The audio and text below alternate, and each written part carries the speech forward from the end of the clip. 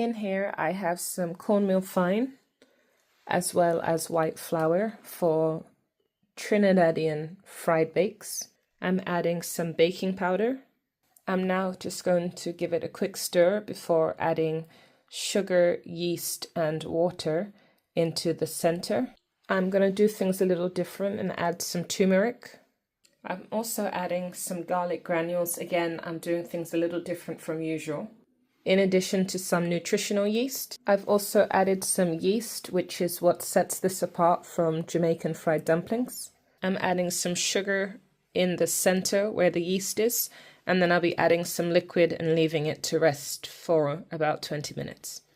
I'm now going to add a bit of water into the center, just so that I can start to activate the yeast with the sugar.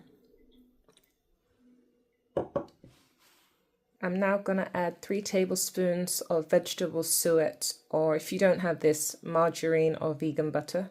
So what I'm doing here, instead of adding it into the dough, I'm adding it into the remaining water that I'm going to use in the fried bakes recipe. Again, I'm doing things a little different. I'm going to add some of the dried suet just around the yeast center. Typically, this is a rubbing in method, but because it's suet, I don't find rubbing in very effective. So for that reason, I've added some into the water, which I'll dissolve, and then I'll put that into the center once the yeast has started to fully activate. And this time, instead of using salt, I'm adding white miso paste. I'm going to put it into this bowl and dissolve it, and then add that into the fried baked dough. I'm also adding 1 tablespoon of akara into the liquid, which I will add again to my dough once it's complete. My akara is also in here. So in here I have vegan suet, akara, as well as miso paste and water. And I'm just going to stir this all, and then I'll add it into the yeast dough mixture. The akara is the leftover scraps that you get when you make soya milk. And as you can see, the yeast is starting to activate. I've used miso paste as an alternative to salt. And obviously you can't smell this, but the garlic granules that I added and the nutritional yeast, the smell is very fragrant. This is how the yeast is looking 25 minutes later. And this is my mixture with the akara, miso paste, water and suet. I'm just pouring this around. And then I'm going to stir until it's all well integrated. This is how it's currently looking, and I've not added any additional water, and I don't believe I'll need to. So I've been kneading the dough together. I've not added any extra liquid, and as you can see, I'm not going to need any. And here is the dough, which I've kneaded a few times. Instead of just leaving it to rest, I'm planning to roll it into 4 balls and leave those for approximately 2 hours so that it can rise. I'm not going to punch down and let it rise again. I prefer to simply roll it at this stage, leave it to rise, and then fry.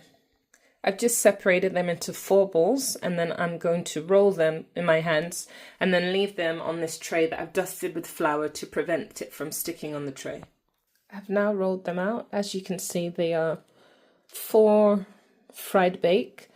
Of course, unfortunately, the sizes are a little different, but it's rustic and it's homemade. And I'm now just going to cover with a tea towel and leave it to rest for about 2 hours.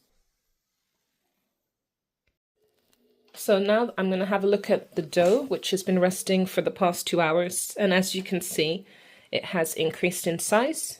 Over here, I have a non-stick pan. It's not a Tefal, because Tefal pans actually kill birds. So if you have birds in your house, a Tefal pan will kill birds. This is a non-stick, and you will notice that it doesn't have a handle. That's because this particular pan can also go in the oven. So I have one here with the handle on. This one doesn't have the handle on, but that's why I purchased these. They're very expensive, but the fact that they're not Tefal, they're non-stick, and the fact that they can go in the oven means that they are really great for all types of cooking. I bought some avocado oil. I've had it for, I would say, 3.5 to 4 months. And as you can see, I've barely used it. I've used it once to make fried bakes, and this is the second time I'm using it in approximately 4 months. That's because I do not cook with oil whatsoever. I do not fry. I have an air fryer. But for fried bakes, they're not as delicious when you put them in the air fryer as when you fry them with oil. Now the pan's completely dry, I'm going to add some oil.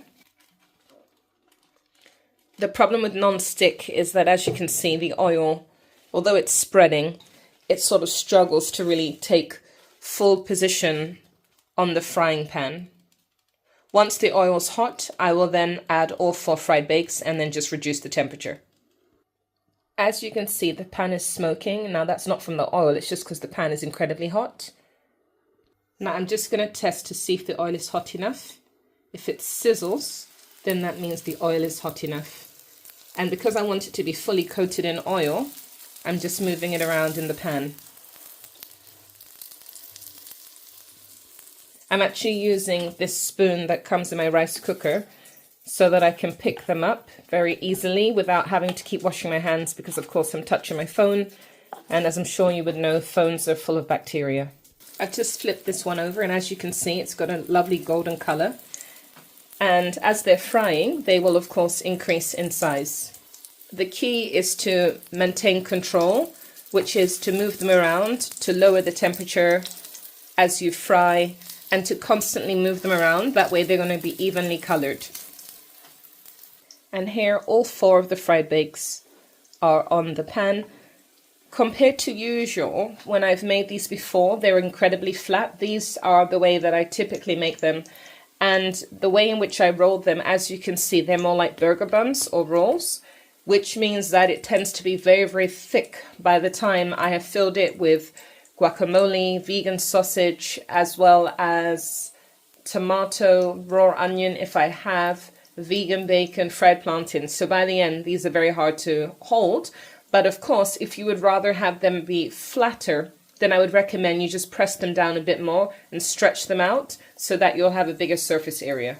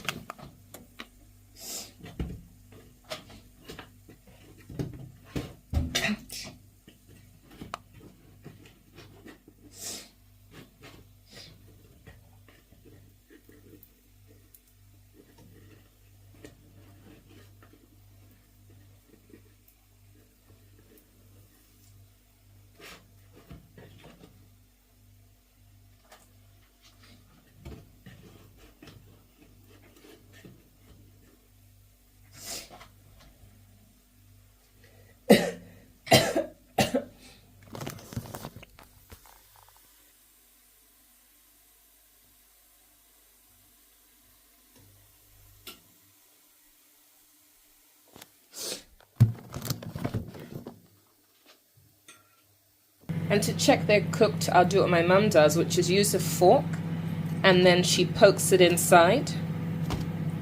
And that's how we know it's cooked. It's come out clean, as you can see. But even just the sound it makes, that's how we can tell. That's something that my mother would do with fried dumplings. And as you can see here, this is the finished product, and I'm going to cover it with some kitchen paper. What I sometimes do is flip them over on the other side as well, so that all the oil can be absorbed. Just so you have an idea, this is what it looks like on the inside. And here I've spread on some vegan butter and vegan cheese. And as you can see, it's quite soft. And the coloring is from the turmeric as well as the cornmeal. The texture is a little different because it isn't 100% flour because of the addition of the cornmeal. That's why the texture is not the same as it usually would be.